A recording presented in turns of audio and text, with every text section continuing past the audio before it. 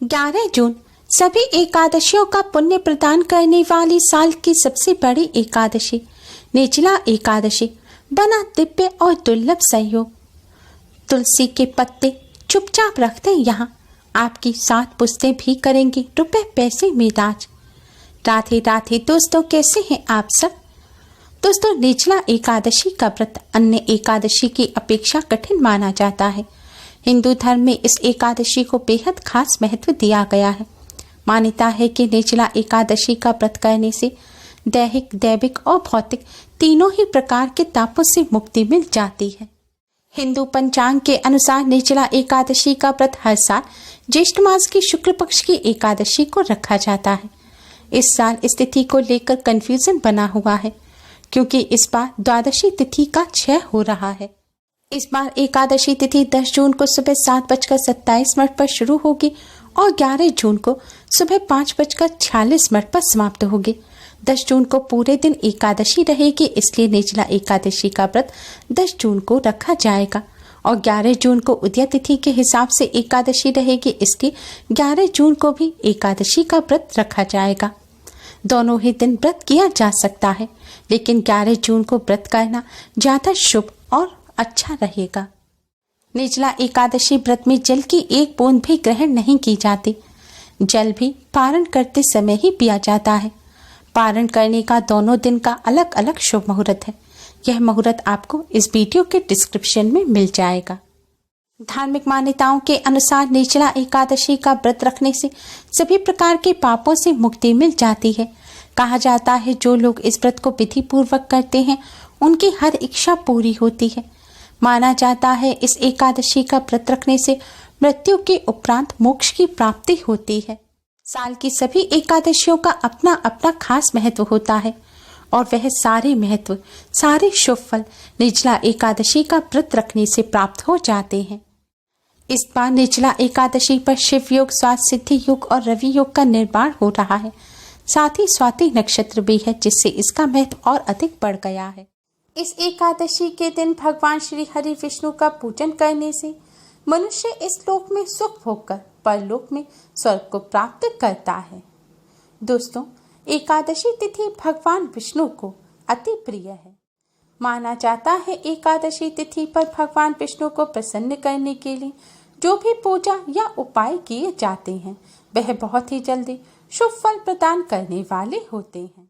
दोस्तों, आज की इस वीडियो में हम आपको एकादशी के पावन पर्व पर भगवान विष्णु को प्रसन्न करने वाला एक बहुत ही आसान और असरकारक उपाय बताने जा रहे हैं।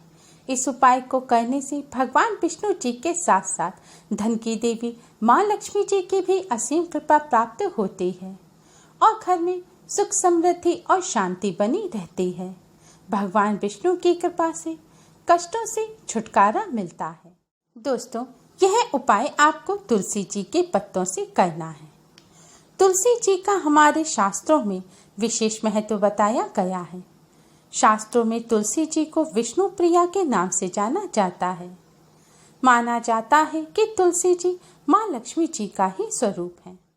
दोस्तों, यह उपाय आपको सिर्फ 6 तुलसी जी के पत्तों से करना है, लेकिन ध्यान रखें एकादशी तिथि पर तुलसी जी के पत्ते नहीं तोड़े जाते, इसलिए आप तुलसी जी के पत्ते एक दिन पहले ही तोड़कर रख लें।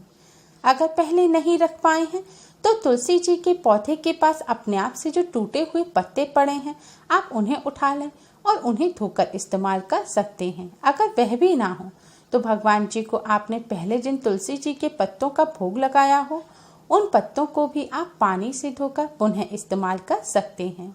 तुलसी जी के पत्ते कभी भी बासी या खराब नहीं माने जाते। यह उपाय आप एकादशी तिथि पर किसी भी समय कर सकते हैं, लेकिन रात्रि के समय करेंगे तो अति उत्तम रहेगा, क्योंकि एकादशी पर रात्रि जागरण का विशेष महत्व होता है। दिन में किए गए पूजा पाठ की अपेक्षा रात्रि में की गई पूजा बहुत ही जल्दी शुभ फलदायी होती है। उपाय करते समय स्वच्छता और पवित्रता का विशेष ध्यान रखें। मुंह, हाथ, पैर अच्छी तरह से धोकर साफ कपड़े पहनकर ही आप इस उपाय को करें। उपाय करने के लिए अपने मंदिर के सामने आसन बिछाकर बैठ जाएं। इसके बाद भगवान श्री गणेश को प्रणाम करें, भगवान विष्णु माँ लक्ष्मी जी को प्रणाम करें और भगवान जी के सामने एक शुद्ध घी का दिया जलाएं और एक सुगंधित धूप बत्ती जलाएं। शुद्ध घी ना हो तो आप मीठे तेल का दिया भी जला सकते हैं। दिया जलाने के पश्चात आप भगवान श्री हरि विष्णु को किसी फल मिष्ठान का भोग लगाएं। फल मिष्ठान ना हो तो आप शक्कर, गुड़, मिश्री किसी भी चीज का अपनी इच्छानुसार सुविधानुसार भोग लगा सकते हैं। भगवान जी को जिस भी चीज का आप भोग लगा रहे हैं उसे प्लेट में रख के भगवान जी के सामने रखें और उस चीज के ऊपर आप एक तुलसी जी का पत्ता अवश्य ही रखें। शास्त्रों में बताया गया है कि तुलसी जी के पत्ते के बिना भगवान विष्णु भोग को स्वीकार नहीं करते। भगवान विष्णु और उनके सभी अवतारों और स्वरूपों की पूजा में तुलसी का नैवेद्य नहीं होने पर पूजा अधूरी मानी जाती है। भगवान विष्णु जी की पूजा के लिए तो यहाँ तक कहा गया है कि कोई भी नैवेद्य ना हो, कोई भी विधान ना किया हो और केवल तुलसी जी का एक पत्ता ही भगवान विष्णु जी को अर्पित कर दिया जाए तो पूजा का संपूर्ण फल प्राप्त हो जाता है। भगवान जी को भोग लगाने के पश्चात आप साफ लाल रंग का एक कपड़ा लें। लाल रंग का कपड़ा ना हो तो आप लाल रंग का कागज भी ले सकते हैं। इस कपड़े में आप बचे हुए 5 तुलसी जी के पत्ते रख दें और इन्हें कपड़े में लपेट दें। अब तुलसी जी रखे हुए इस कपड़े को आप भगवान श्री हरि विष्णु जी के सामने रख दें। इसके बाद आप भगवान विष्णु जी के गायत्री मंत्र का 108 बार जाप करें। मंत्र इस प्रकार है: ओम नारायणाय विद्महे वासुदेवाय धीमहि तन्नो विष्णु प्रचोदयात्। ओम नारायणाय विद्महे वासुदेवाय धीमहि तन्नो विष्णु प्रचोदयात्। अगर आपके पास तुलसी जी की माला है तो इस मंत्र का आप तुलसी जी की माला पर जाप करें, नहीं तो आप जिस भी माला का इस्तेमाल जाप के लिए करते हैं आप उस पर इसका जाप कर सकते हैं। अगर कोई माला नहीं है तो आप मिश्री के 108 दाने गिनकर रख लीजिए, उस पर इसका जाप कर सकते हैं। मंत्र का जाप करने के पश्चात आप भगवान जी की आरती करें।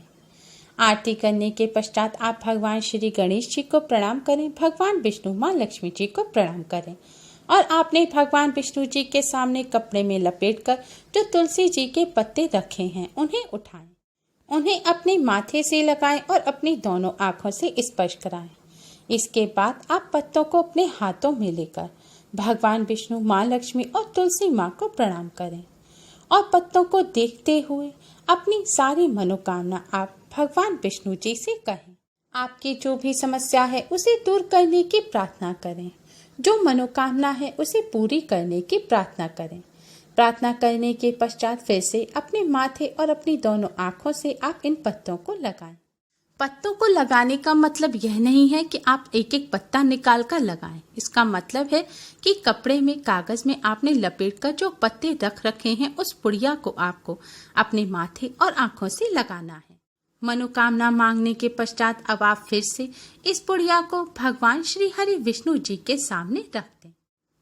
शास्त्रों में बताया गया है कि इस उपाय को करने से मनोकामना जल्द ही पूर्ण हो जाती है। जब तक आपकी मनोकामना पूर्ण ना हो तब तक आप इन पत्तों को भगवान श्री हरि विष्णु के सामने ही रखा रहने दें या फिर आप अपने मंदिर में भगवान जी की तस्वीर के पीछे या साइड में रख सकते हैं। जब आपकी मनोकामना पूर्ण हो जाए तब आप इस पुड़िया को शुद्ध बहते हुए जल में बहा दें। दोस्तों, अगर आपने मंत्र का जाप मिश्री के दानों पर किया है तो पूजन के पश्चात आप उन दानों को खुद प्रसाद के रूप में ग्रहण करें। ध्यान रखें वह दाने आप किसी और को खाने के लिए ना दें और भगवान जी को जो आपने भोग लगाया है उसे प्रसाद के रूप में अपने परिवार सहित ग्रहण करें। दोस्तों, शास्त्रों में बताया गया यह तुलसी जी के पत्तों का बहुत ही आसान और असरकारक उपाय है। इस उपाय को करने से भगवान विष्णु जी के साथ साथ माँ लक्ष्मी जी की भी असीम कृपा प्राप्त होती है। घर में सुख समृद्धि बनी रहती है, धन की कमी नहीं होती। इस उपाय को करने से मनोकामना भी जल्द ही पूर्ण हो जाती है।